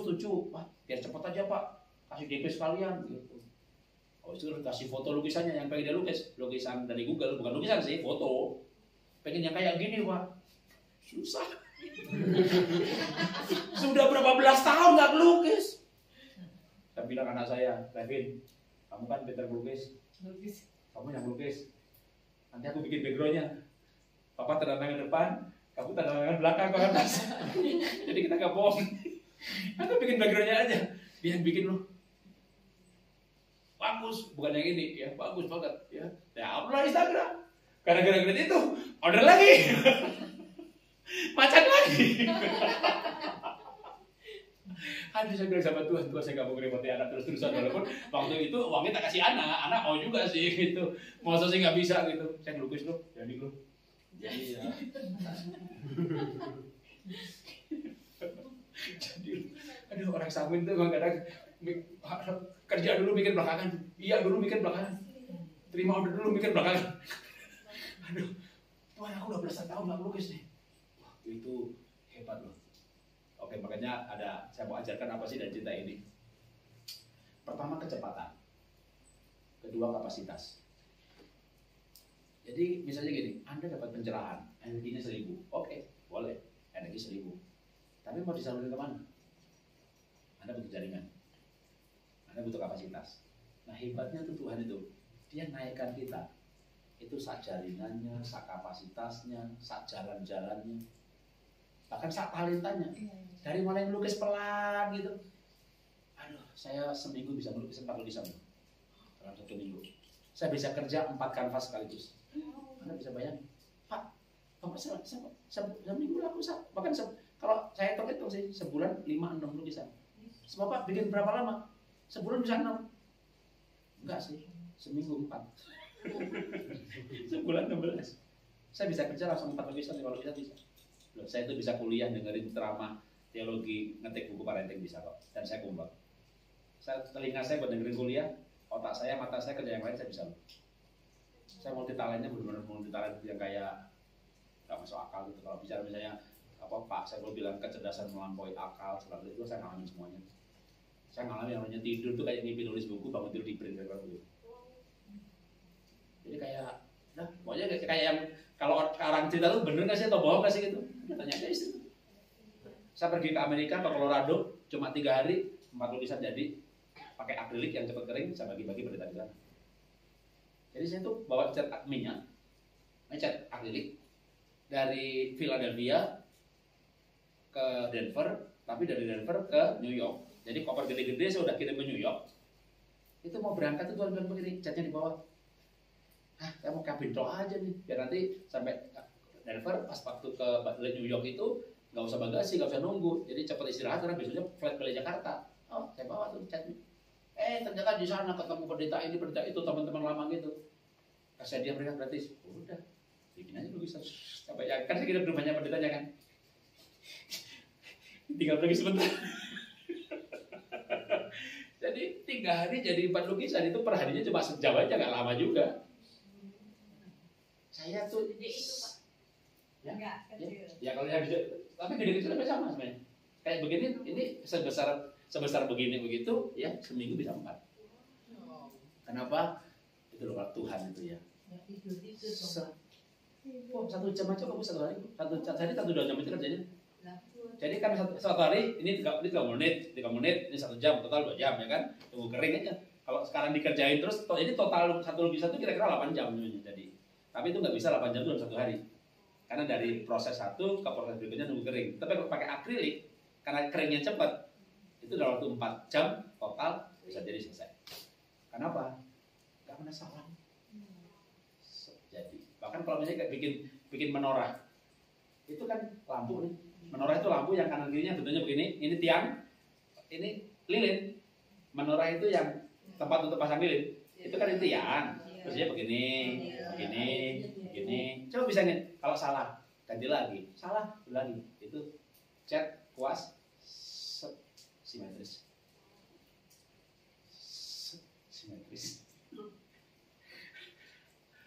Tangan. Lukisan apa Pak? Ini saya lukis segala macam. Lukisannya banyak, bagus-bagus. Mau binatang, mau pemandangan, ya, yang pemandangan mah gampang banget, ya. Sawah, bunga. Itu ya, singanya. Makanya tuh waktu lukisan laku begitu tuh kayak Tuhan tuh kayak sebenarnya bisa ngelukis sendiri ya, tapi jual kan lebih susah lagi. Iya. Tapi pada zaman begini, saya tuh waktu nggak kepikir loh bener-bener. Saya gak pernah ngimpi tuh kondisi jadi pelukis. Tapi juga gak pernah ngimpi kok bisa laku. Jual baju susah, main tulisan. Belum lagi cara jualnya. Aduh, kalau cerita ketemunya para pembeli ini, makin bikin nangis aja. Makanya tiap bulan kerjanya nangis terus. Nggak heran kalau sekarang saya di assessment melankolik saya muncul. Jadi ya di sini ketawa-ketawa, tapi nangis itu bukan nangis sedih. Nangis itu terharu dengan pemeliharaan Tuhan itu. Lihat. Jadi udah kalau begitu tuh udah nggak ada. Masih ingat kan saya ditanya, Pak, Bapak tuh sekarang happy banget sih. Bapak itu bahagia sebelum bangkrut, apa sudah bangkrut sih gitu. Aku tuh belum bangkrut, kayak tinggal di tanah perjanjian, berlimpah madu dan susu, bahagia banget lah. Kerja 1 bulan makan 3 tahun, lalu dibawa lagi kepada gurun. Waduh, gimana gak bahagia? Tiap hari lihat tiap hari, tiap hari ketemu Tuhan. Tiap hari lihat ada mana. Besok butuh burung puyuh, ada burung puyuh. Aduh, itu sejak bangkrut itu pengen telur ada orang kirim telur, pengen buah ini ada orang kirim. Ini saya di sini nih.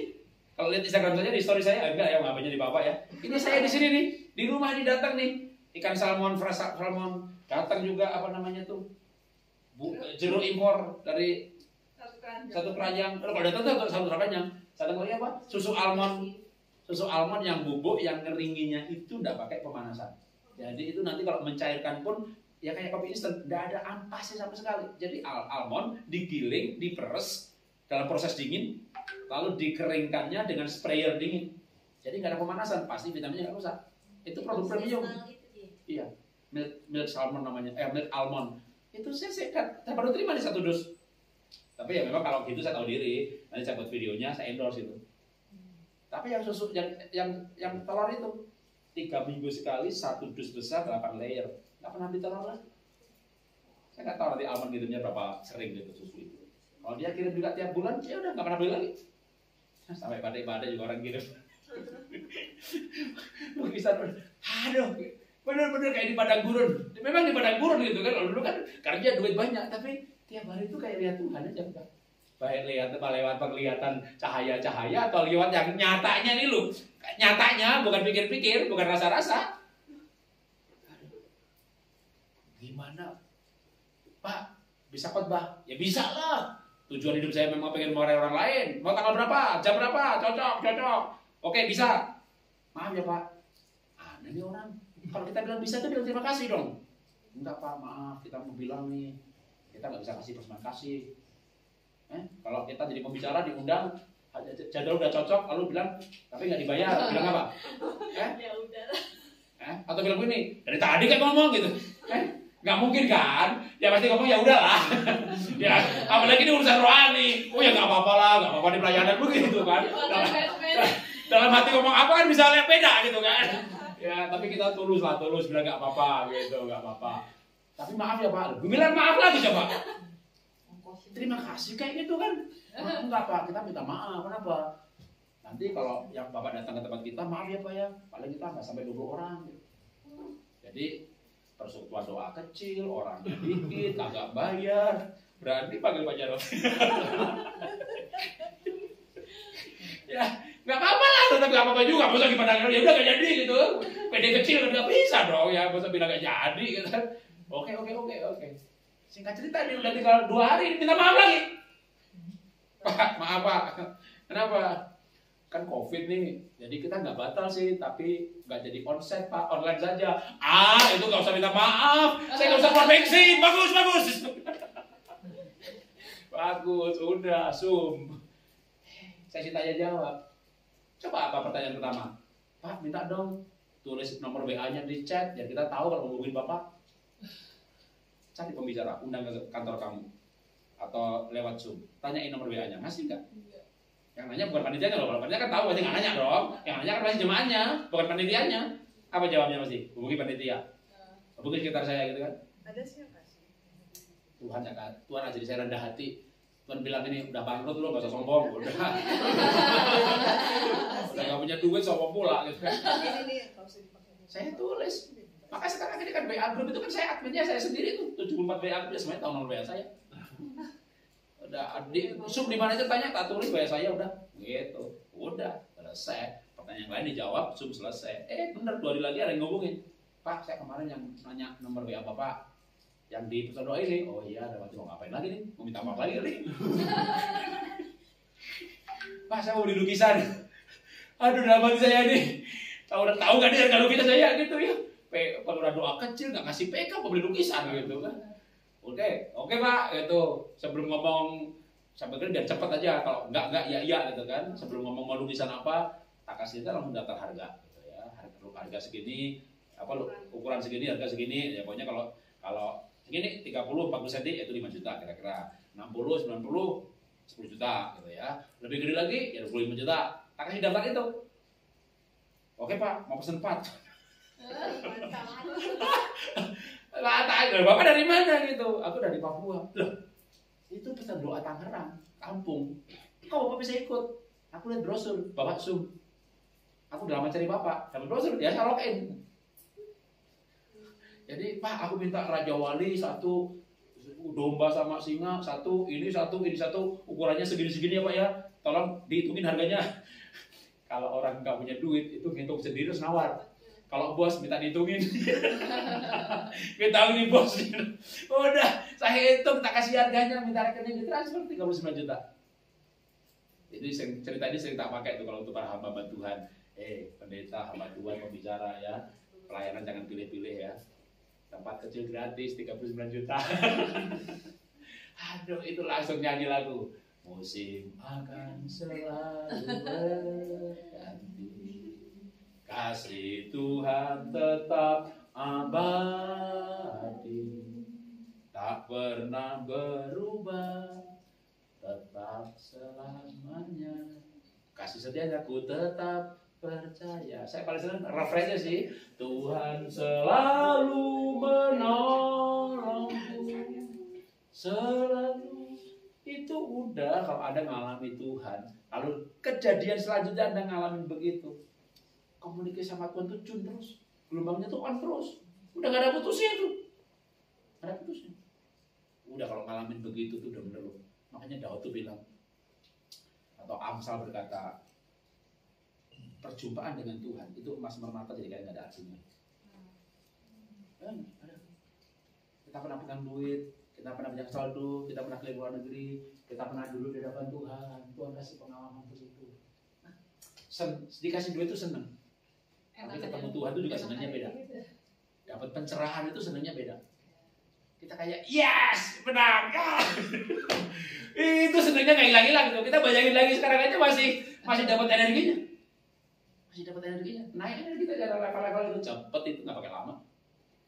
Cepet. Makanya kalau orang tanya saya, Pak, Bapak tuh nggak ada capeknya Pak. Anda mau suruh saya 7 sesi sehari, cuma saya nggak sanggup. Saya udah biasa 14 hari minggu itu 7 kali. Pak, kita ada 7 kali ibadah. Bapak mau sendirian atau 2 pembicara? Terserah Bapak aja. Mau 7 kali saya bisa. Tapi Bapak nggak seperti istirahat siang loh. 15 tidur juga boleh lagi artinya. Udah minggu 7 kali khotbah, Senin kan banyak aja dulu. Saya tuh nggak ada istirahatnya. Habis gitu melukis, udah banyak bunyinya terus gitu. Itu energinya nggak ada habisnya. Jadi apa pelajarannya? Oke, sebelum kita tanya jawab juga boleh nanti ya. Bagian kita bekerja dengan antusias, penuh pengabdian, percaya, semuanya indah waktunya. Di padang gurun kita lihat tiang awan, tiang api. Jadi jangan takut ujian. Sekali lagi jangan takut ujian. Ya. Karena setiap ujian itu indah. Dan Tuhan tuh nggak mungkin ujian itu melampaui kekuatan, kan gitu kan? Diuji dikit, lulus, senang, uji lagi dikit. Dan di balik ujian itu selalu ada berkat. Karena Tuhan tuh nggak kejam kok. Tuhan tuh baik gitu. Kan kita udah dapat konsep. Tuhan tuh kan baik. Tujuannya itu kan mau itu diizin itu kan supaya kita jadi orang baik, orang suci, benar. Yang itu udah kata-kata seperti yang pernah kita kemarin diajari Ibu Sinta sama Pak Sewol juga, benar, suci, mulia. Ya caranya tuh gini gitu loh. Caranya tuh gini. Sampai kita dapat benar yang namanya kehidupan sejati itu kalau bagi saya itu ya kita ngalami ya kehidupan sejati atau kehidupan bersama dengan Tuhan. Maka orang lain ada milenial, ateis, percaya Tuhan ada apa enggak, kan begitu tuh lewat semua kejadian jadi nyata banget. Tuhan tuh nyata banget. Mungkin orang lain nggak percaya begitu Daniel masukin 2 singa gitu kan. Kan Raja Nebukadnezar, Raja Belsasar ya, Belsasar kan namanya itu. Daniel itu hidup raja siapa namanya? Waktu Daniel hidup, pokoknya Raja Kores, Raja Babel lah bilang, Daniel, apakah Tuhan yang kau sembah sanggup menyelamatkan kamu gitu ya? Daniel dimasukin buah singa, bukan singanya zina loh. Daniel diangkat, orang dimasukkan diterkam langsung. Itu kan Daniel langsung, bukannya Daniel ya, termasuk rajanya.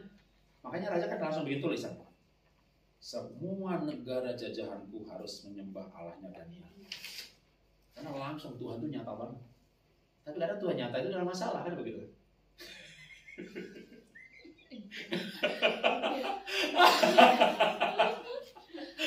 Masalahnya ada singa. Kadang kuasa Tuhan nyata dalam masalah. Apa Daniel juga gak berteriak-teriak? Tapi menurut saya ya gak tahu lah. Tapi itu hidup hari ini. Oke, sampai di sini dulu. Ada pertanyaan? Masih ada waktu sih, belum jam 9. Ya. Pak, misalnya waktu datang ujian gitu kan pasti ada shocknya gitu. Iya. Pasti pasti ada bingungnya. Iya. Dan waktu keadaan bingung itu Bapak Bang doa pernah nggak kayak nggak ada jawaban gitu? Iya, karena kan jawabannya kan kadang doa nggak sekarang, jawabannya nggak sekarang ya. 2 hari, 3 hari, sebulan, 2 bulan. Gitu. Atau kadang jawabannya separuh dulu kan. Misalnya kayak ini istri nih makin sayang gitu kan, tapi kayaknya masih masa saya harus gini-gini kan gitu kan. Itu juga sembuhnya belum total juga. Berjalan lagi gitu kan, anaknya waktu begitu sampai benar harus bayar, dapat tabungan baru kayak ini dari kemarin kan tahu kan gitu. Ya, tapi menurut saya makin lama ujiannya kan makin berat, tapi juga kita makin sanggup. Waduh, waktu habis bangkrut juga terus terang sih, waktu bangkrut sih kayak kadang nih loh. Kita tuh tabrakan ya, pernah tabrakan, jangan ya. Tapi kalau saya pernah tabrakan itu, gue juga begitu kan. Kayak nggak apa-apa gitu. Besok malamnya baru cenot. Iya, jadi kayak kebakaran begitu, malah kadang juga hari pertama gitu kayak nggak apa-apa, komitmen, ketawa-ketawa gitu ya. Nanti malah kadang beberapa hari lagi baru kayak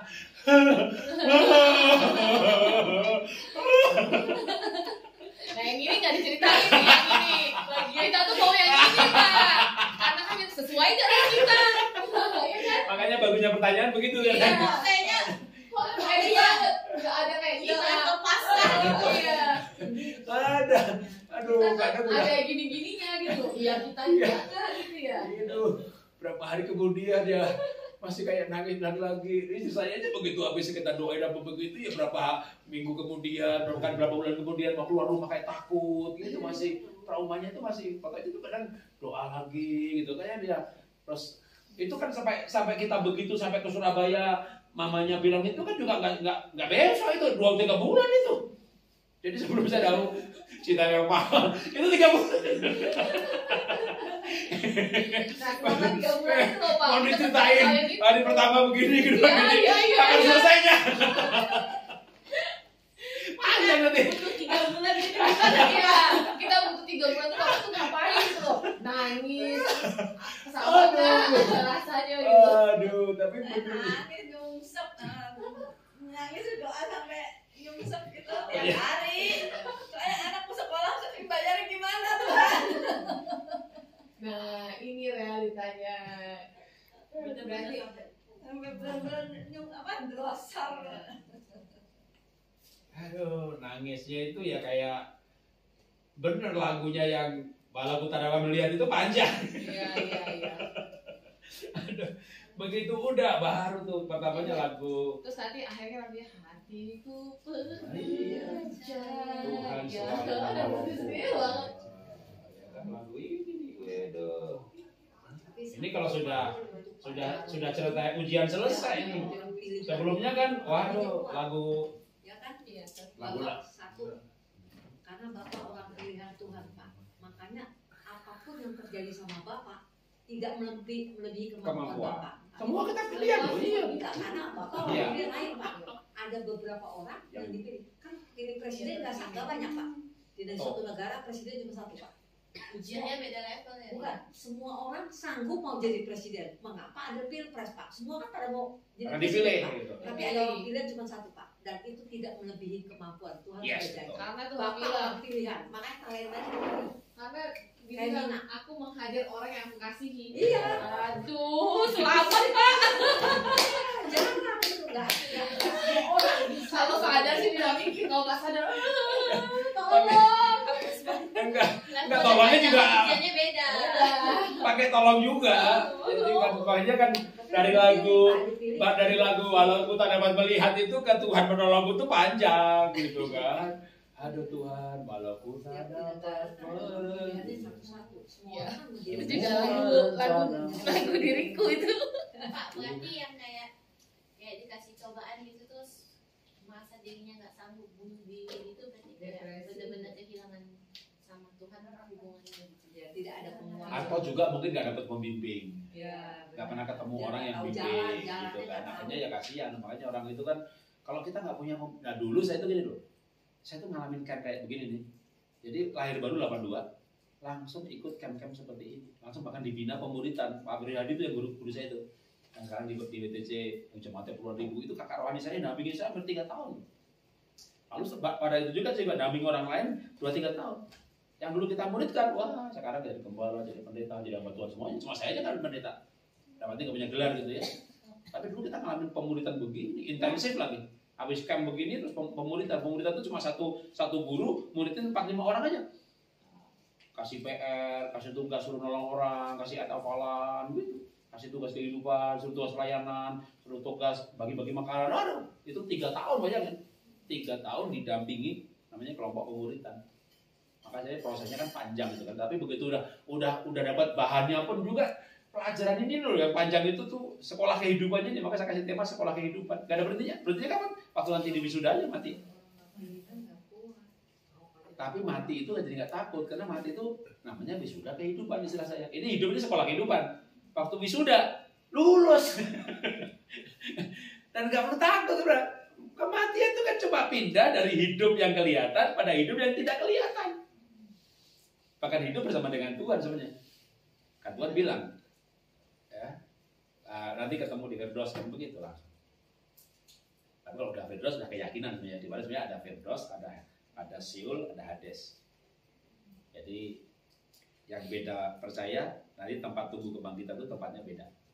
Makanya kalau di Alkitab itu ada namanya Daud mati, lalu rohnya dikumpulkan bersama nenek moyangnya. Si ini mati, nggak ada tulisannya itu. Tempat tunggunya beda. Tempat tunggunya beda. Maka kalau saya, kalau misalnya ada gambar, itu kan gambar animasi ya, siapa orang juga bisa bikin. Tapi maksudnya video bukan kebenaran. Kebenaran itu Alkitab itu kan. Ada video orang mati, rohnya muter-muter kemana-mana, pasti bukan saya. Roh saya langsung ketemu Tuhan. Itu berarti yang Tapi benar, ada juga yang mungkin nggak bingung kemana-mana. ya, karena ada yang gentayangan dulu. Gentayangan juga ada. Tapi kita nggak perlu takut sama yang gentayangan. Ya, karena kita anak Tuhan. Karena Tuhan. Kalau kita Makanya bisa- gambar diri itu, Ya. gambar diri yang paling kuat adalah aku anak Tuhan. Kita pulang ke rumah kita. Iya. Karena kan kita berasal dari dia. Kita pulang ke rumah. Coba jalan-jalan di luar negeri, pengen pulang buru-buru ke rumah sendiri kan. Iya. Malas biar hotel lagi gede-gede bagus-bagus, malas, capek. Enakan di rumah, gitu kan? Enak di rumah sendiri. Nah, kita anak Tuhan. Kita anak Tuhan, kita pulang ke Tuhan. Kita akan kembali kepada Bapa. Itu udah pasti, sebuah kepastian keyakinan yang tidak tergoyahkan. Jadi udah yakin banget. Baptis, kita udah dicap pakai darah kita. Betul. Milik dia. Perjanjian darah itu nggak bisa batal. Sebatal. Nggak bisa batal. Misalnya orang cukup sana dulu ya, pengusaha. Kita perjanjian nih untuk geng bareng atau bisnis bareng. Pakai darah. Anggur 2 botol, tanah jari ditusuk, Ya. tetesin. Ya, Itu 7 turunan itu. itu benar benar. Perjanjian Nah darah. kan kita kan ditebus dengan darah, dimeteraikan darah. Jadi jangan takut. Begitu mati, bawa langsung. Iya. Nggak pakai Balik, muter-muter. balik, benar, Langsung. bapaknya balik. Langsung. Nah, nanti yang di itu mungkin jiwa ya Pak, perbuatan kita ya, yang Perbuatan selama kita hidup ini ya, yang akan jadi dilihat ya, sebagai upah apa yang akan diberikan di sana, Iya. kemuliaan kita gitu Iya. loh. Sorga udah pasti. Iya. Kita dihakimi bukan surga neraka lagi. Kita dihakiminya itu adalah masing-masing akan diberi upah Iya. sesuai dengan perbuatannya. Betul. Gitu. Jadi kalau Makanya. bahwa kita itu kan dihakimin juga, bahkan penghakiman di Yerusalem. Orang-orang percaya kan dihakimi, tapi bukan surga neraka, udah pasti kanan. Ini kiri. Tempatnya di surga itu. Kalau orang percaya itu tadi, makanya Pasti. kalau orang percaya pasti Tempatnya cuma bener kata Bapak kayak di bumi aja nih, kan ada kelas jenderal tinggalnya gede, ada kelas sini kecil-kecil, tapi tempatnya di Jakarta sama tempatnya di mana tergantung dari amal ibadah. Ibu lulus. Pak, satu lagi yang saya Ya. mau tanya Pak, kalau orang meninggal jasadnya nggak habis itu bagaimana Pak? Oh, ada yang mayatnya nggak hancur, nggak jadi tanah. Utuh kayak orang tidur. Saya pergi Israel di Katolik saya, itu semua yang Orang-orang ada suci. satu itu nggak habis Pak. Biar dicuci, enggak. Terakhir Mary Teresia itu enggak. Katanya Utuh. oh iya, Ya, namun di gereja Katolik kalau orang ada begitu itu nggak langsung dibetanasi. Jadi diambil, diangkat, di 10 tahun kemudian itu masih utuh, dikubur lagi. Nanti 10 tahun kemudian lagi diangkat lagi. Itu kalau kita pergi ke gereja katedral aja nih Pak, itu punya Pak. Di bawah altar. Jadi kalau kita punya altar di gereja itu bawahnya selalu di luar negeri seluruh dunia itu ada Santo Alkitab. Santo-santonya itu. Ada dan itu tubuhnya ini Pak, kan Keras. Lady Diana kan sama Mary Teresa kan bareng tuh hatinya. Itu dibuka dua-duanya, yang satu habis, Lady udah habis. Ini belum, ini lagi diidentifikasikan. Nah, yang viral kemarin, yang anak muda mati itu tuh, tau nggak yang CEO yang olahragawan, pemain sewa baru 15 tahun. pemain olahraga. Bukan, dia kan setiap kali kan kalau dikasih mama makan yang bekal tuh dia bawa nih, mama aku dikasih bekal dia bawa, terus dia jalan, dia lihat orang miskin dibagi itu bekalnya sama dia tiap hari tuh. Padahal anak itu sakit viral kanker. hari itu Pak ya, yang sakit itu meninggal. Ya, dia sakit kanker. Dia lagi pasang ini. Dia berdoa gitu. Waktu dia mati Pak kemarin dibuka, utuh kayak orang tidur aja tuh. Baju-bajunya utuh, nggak dimakan kutu, ditutup lagi dikubur. Katolik itu beratnya ya. Kalau yang sampai namanya santa udah diangkat itu ratusan tahun itu nggak dibalsam, nggak kayak orang Bali dibalsam nggak. Pokoknya tidurin aja kayak Madam Teresa. Tapi kenapa dia orang lihat gitu dibuka gitu kayak paus loh, kok masih utuh. Nah kalau kita pergi ke Israel, kalau Katolik pergi Israel, dia waktu misa itu dia lihat turun soalnya. Nah itu ada itu dulu mah nggak dikacain Pak waktu saya pergi, jadi saya bisa cubit-cubit. Yang benih bu, Boleh kayaknya. boneka apa orang nih, kita juga kayak boneka orang, coba kita cubit, ini daging, kucing daging semua. Nah nakalnya orang kita tuh, orang tidur pakai baju kan rapi Pak. Nah tahu sendiri kalau kita bawa gunting sedikit, digunting lah baju orang, Baju jimat. dibawa. Jadi waktu diperiksa, waduh bajunya pada korek. Nah ditutup sama dia sekarang pakai kaca, nggak boleh karena habis Pak, apa-apa habis hilang. Jadi itu ini aja apa? Rambutnya ininya. Rambutnya itu duri apa Tuhan habis semua. Ya ampun. Dipetik-petikin sedikit-sedikit itu. Kalau ibu dia gimana beda? Netizen 62 nggak? Iya, kayaknya sih. Biasanya sukanya 62. Iya 62 tuh. Apa juga diambil? Nah itu yang heran tuh, kita heran. Nggak semua orang soalnya mati Katolik begitu Pak. Itu orang tertentu gitu. Santo yang disebutin santo kan santo di Katolik semua utuh. Yang bingung tuh pada hari kebangkitan. Nah itu mungkin ya bangkit. Kemarin tuh Pak Ustaz aku mau nanya, Bapak bilang orang mati semua masuk tanah. Bilang kalau orang yang dibakar gimana Pak? Kan izinin Pak sekarang orang dikremasi ya. Kalau Terus gimana? dulu gereja menentang kremasi, sekarang sudah banyak yang mengizinkan. Kalau dasarnya itu karena kebangkitannya itu yang mengizinkan ya, dasar yang mengizinkan tuh kebangkitan tuh rohnya. Jadi walaupun walaupun tubuhnya jadi tanah, tubuhnya dibakar lalu dibuang ke laut, nanti yang bangkit rohnya, makanya boleh. Tapi kalau ya beberapa gereja tetap tidak mengizinkan kremasi. Kalau boleh nih. Kalau Menurut Bapak. kalau saya sebenarnya dalam arti gini ya, karena ada kebangkitan, kecuali itu pasti ada kecualinya ya. Kalau misalnya kayak orang kena COVID dan takut bakal menular dan secara medis harus dibakar, itu masih, tapi sebenarnya harusnya tidak dikremasi. Gitu. Nah, yang bangkit ke surga yang nyata itu adalah 3. Yesus, Yusuf, dan Maria.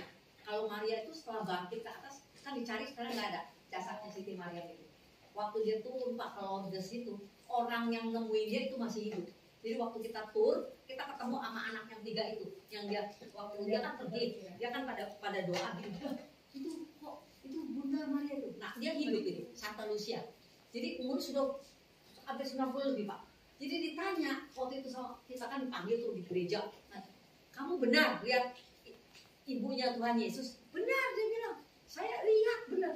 Nah, bertiga kan, itu yang satu meninggal duluan. Nah, terus umur 60 tahun lebih meninggal. Yang satu dia belum meninggal nih. Nah, sebelum meninggal dia ketemu John Paulus kedua. Kan belum meninggal, yang waktu ditembak tuh Pak. Kan ditembak tuh sama Ali Mehmet, ditembak, gitu masuk. Jatuh kan? Mati itu musinya tuh kan. Tapi peluru itu dia betul kan kalau uskup itu kan pakai topi kayak Pak Haji gitu loh. Cetik gitu. Kecil aja ya kan.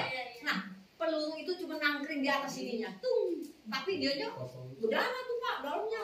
Dioperasi, diambil lah itunya. Dipersembahkan di Siti Maria, Bunda Maria itu dia punya tangannya kan gitu, dipersembahkan tuh itunya. Nah, waktu dipersembahkan dia si Paulus sudah sembuh kan udah tua banget tuh gitu. Dia cium bumi, dicium bumi gitu, berterima kasih. Nah itu yang disebut Pak Jarod, saya masih diberi kesempatan untuk melayani engkau. Diambillah itu, dia pergi ke penjara karena aliran udah habis tuh, maaf ya Pak ya, sama orang gereja udah habis tuh, mau dihabisin kan penjara langsung. Dia datang ke sana, dia peluk kan langsung kan gitu kan, wah itu orang ujungnya nangis burung-burung karena waktu itu dia langsung itu. Nah itu dia ngaku, luar biasa Nabi Isa punya ajaran itu Pak. Jadi yang namanya balik dari surga yang tahu Bunda Maria, karena semua orang Pak, bukan di situ Pak. Jadi di Meksiko juga orang lagi berdoa di gereja, dia datang hadir Pak, itu hadir nyata gitu Pak, kayak orang gitu, dia turun gitu, terus sinar terang gitu. Nah terus udah itu kalau orang udah berdoa berapa hari, itu kadang-kadang gambarnya mukanya nempel kayak begini di tembok Pak, gambarnya sih. Dia setelah pergi itu gambarnya nempel. Nah orang-orang nggak percaya tuh Pak,